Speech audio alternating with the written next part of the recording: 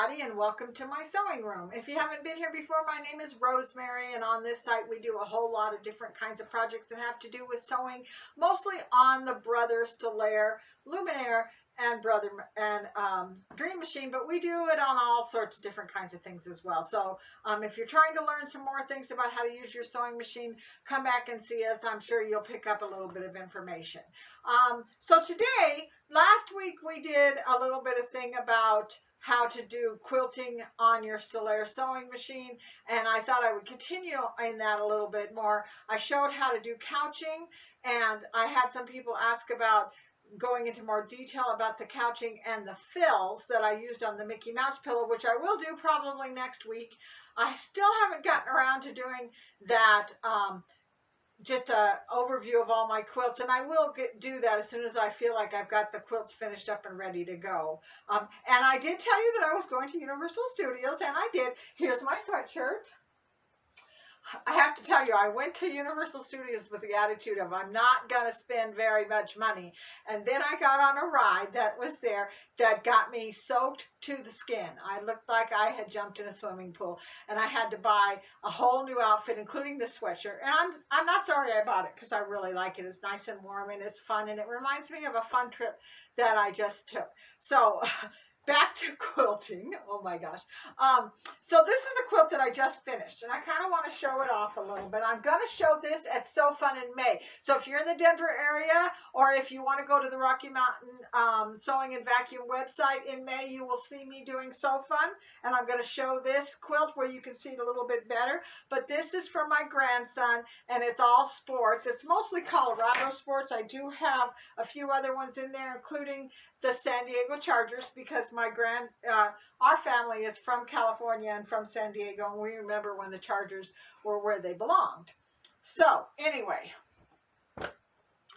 I quilted this with my grandson's name, which is Diego, and I put it all over the quilt rather than some kind of a running stitch or one of the patterns. I just thought it would be fun that his name would be all over it, and then he'll never be able to give it away to anybody.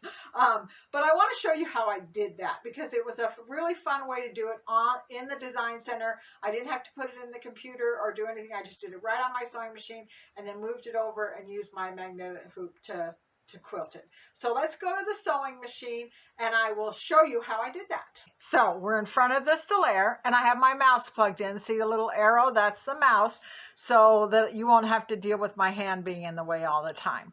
So what we're going to do is we're going to start in embroidery, kind of like what we've already done before. I feel like I'm repeating the same information, but you might learn something new when watching this one.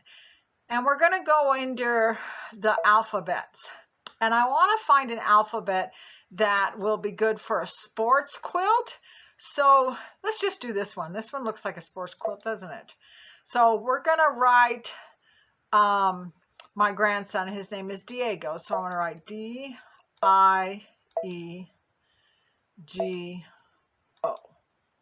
And I want to make this as big as I can, because when it goes to outline, the outlines will come out better if the alphabets are bigger. So let's go ahead and set it down and push edit, size, and make it as big as it'll go. That's as big as it'll go. It just stops. So that's okay. So then we're going to go to edit again, and we're going to push the flower down here. And just about all the machines that do this have the same flower. I think the Dream Machine has a colored flower, so have an outline flower, but you just look for your flower and it'll work. We're going to hit that and see the way it outlined Diego. Now, because I've got a D and an O in it, it's not going to get those two, but that's okay, because we can fix that. We'll figure it out. But at least I got the basic. If you have the Luminaire, when it does outlining, has the option of pushing inside, and you can click and it'll get the inside. It's fabulous, but my Stellaire does not do that, and neither does the Dream Machine. Okay, so we're going to save it in the memory. It says it's going to recall it from the design center. That's what we want to do. Say okay. So now we're going to go home. Okay. Design center. Now we're in the design center. We're going to go under shapes, go up to that same little flower and hit the flower, and see, you can see it. I've already done it before, but we're going to do Diego and say okay. So now we have Diego, and I'm going to do this in the 9.5 by 9.5 magnetic hoop. So I want to go up here, and that's the hoop I want to choose.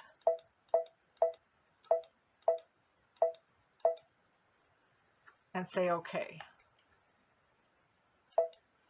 Now I know pretty much where I want this to go. So I'm going to use the square here. And if you have the luminaire, you can use the magic wand and just tap it and it'll select it. But those of us who aren't lucky enough to have the luminaire, we've got to draw a box. So I'm going to draw a box and just very carefully not get that I in there, but get all of the D. That should do it. And I'm going to move the D up here. I want to move it far enough away that I can get the other letters. So now I'm going to get this one. Here's the I. And I'm going to put that one down here. And now let's get the E.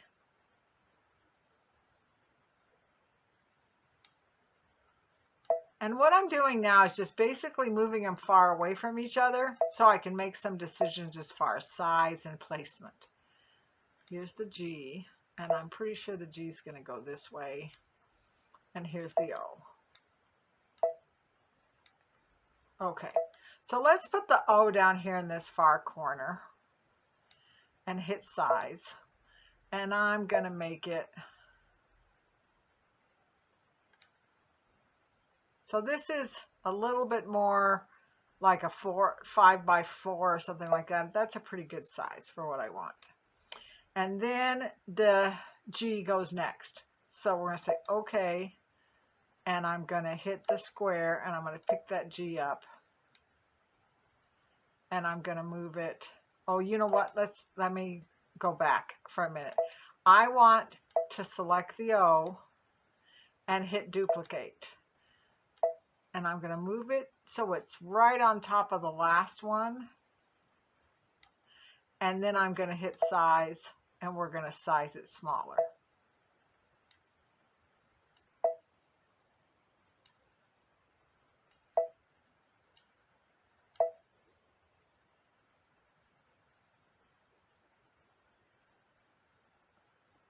Let's put that right in the center. That looks pretty. Oops.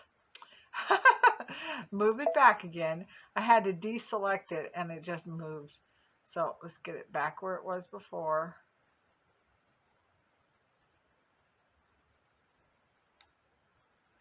And then we're going to say okay. And now I should be able to deselect it without it moving. Okay, so now we're going to select the G. And I want to make, let's see, let's put it right here. Size.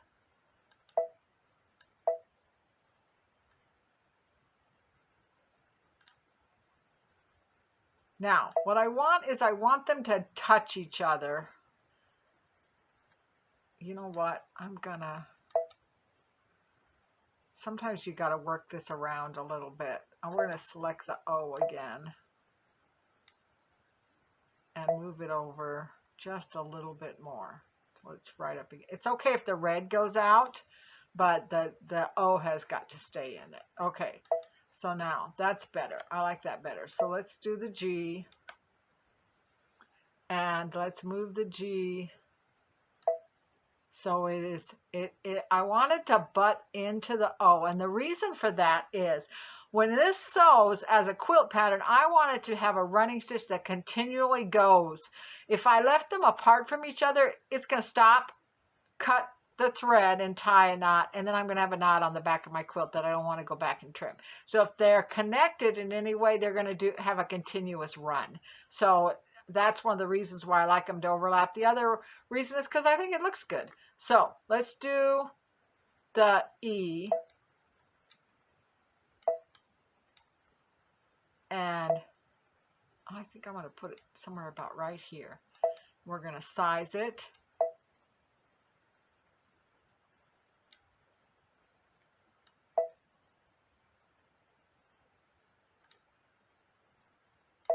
And I'll show you after I get this right here. I'm going to bring it up so it kind of comes over the G like that.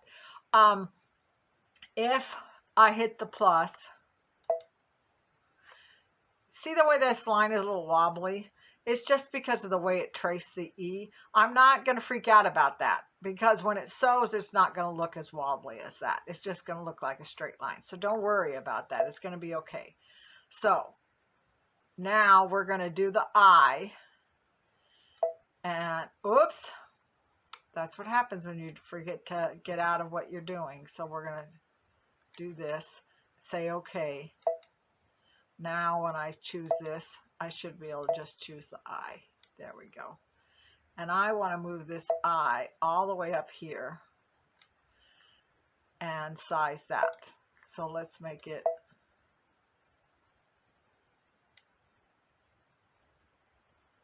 there. I think I like it just where it's at. Looks pretty good. Okay, so I'm going to say okay and click off of it, and then let's pick the D. And let's move him about right here and size that as well. Now, once I've let go of these, it's really impossible to pick them back up again. So make sure once you set it, you don't have to go back in and move it again, because there's no way to draw a box around something that's already overlapping. I think I'm going to have the D go right here. Let's see if we can make it a little bigger.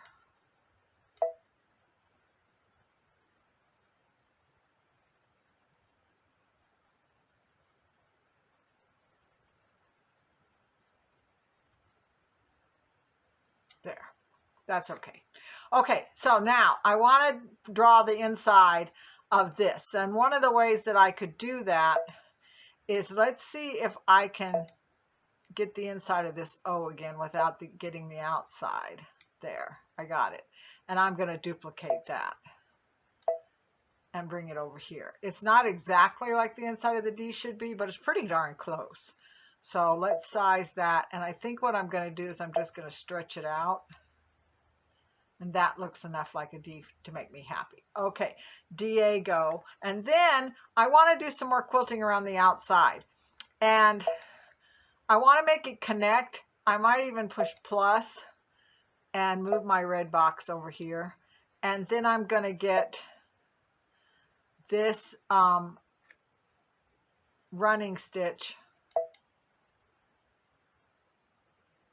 and say, okay, and start. Wait a minute. Let's go back. This is still like the free motion one. I don't want the free motion one. I want this one. That's a continuous line. Okay, let's do this again. I'm going to click right here. Let's go down here. I want this center part of the O to be connected. So we're going to go straight up this way, straight over, down. And I could turn the grid on if I really wanted to make sure my lines were straight, which I probably should have done, but that's okay.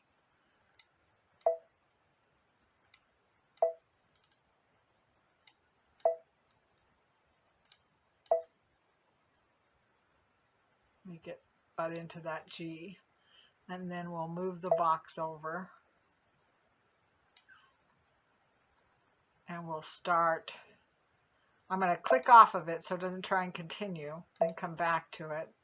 Start right here, draw up almost to the end to the 9.5, go over, go down, go over. I'm going to go up and go across. Let's move this over.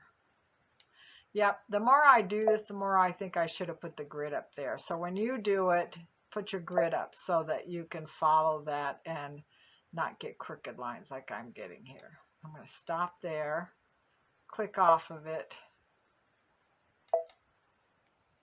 click back on it, move over this way. we're going to come up from the center of the D. So, whoops, let's go back. I want to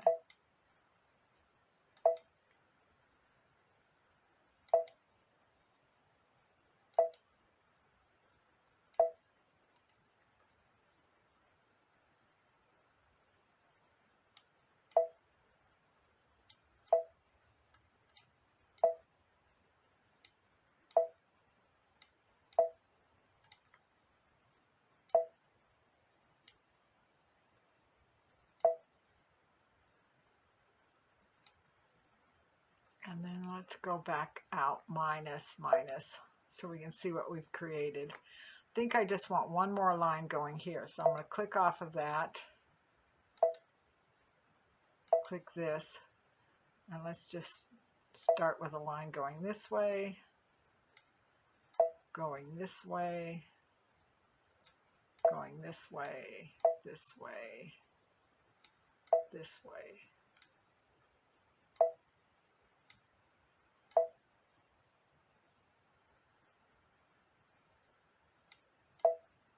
Oops, I'm going to undo that last one.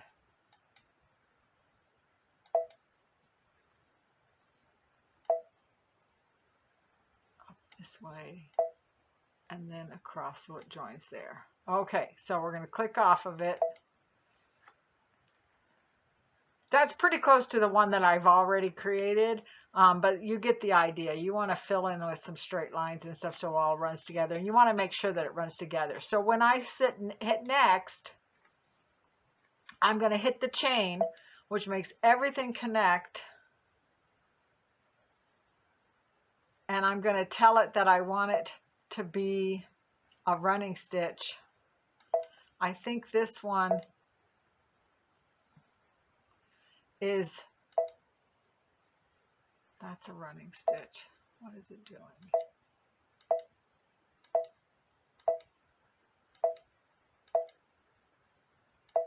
Oh, you know what I did? I said do not sew on this. So let's go back, hit return.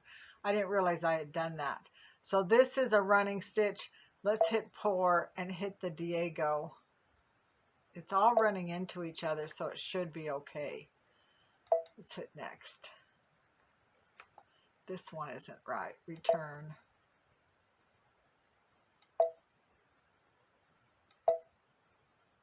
Okay, let's try it again. There's one more right there that didn't get it. And I thought I drew a line going to the D, and it doesn't look like I did that. And I don't want it to stop and tie a knot. So I'm going to select this. I'm going to select this. And I am going to draw a line probably from here to here. Next. Now everything is, the whole word Diego and all the lines around it are all connected. And I'm going to hit this chain to make sure they're all connected. It should sew without stopping and tying a knot because everything looks like it's all running together. So let's just hit preview.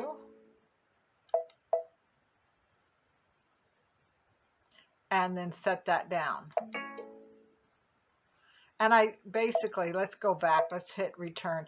Put this in the memory. So after you've sewn it out, if it doesn't look the way you want to, maybe you can go back and make some changes. Sometimes you got to delete it and start over again. But I'm going to save it in the memory. So let's hit preview and set.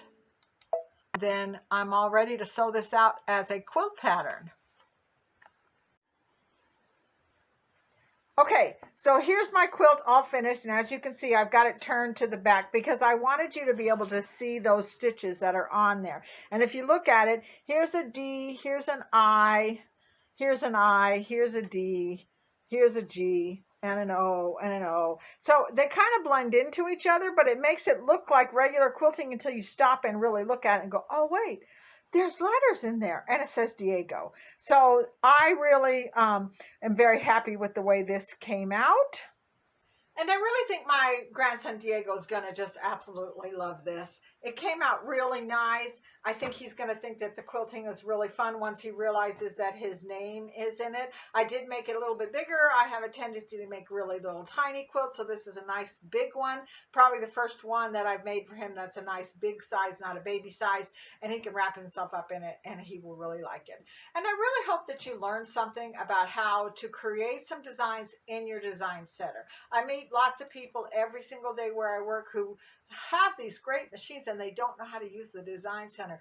This is one of the reasons why we do these videos. So I really hope you learned something. Give it a try. See what you can come up with. You don't have to do letters. You can bring in other shapes. You could bring in the shape of a flower, or you could use the turtle that we used last week and just bring that in and repeat it all over, and then draw some water lines around and connect it and create an embroidery design that way. See what you can come up with to put in your machine and do your quilting on the machine.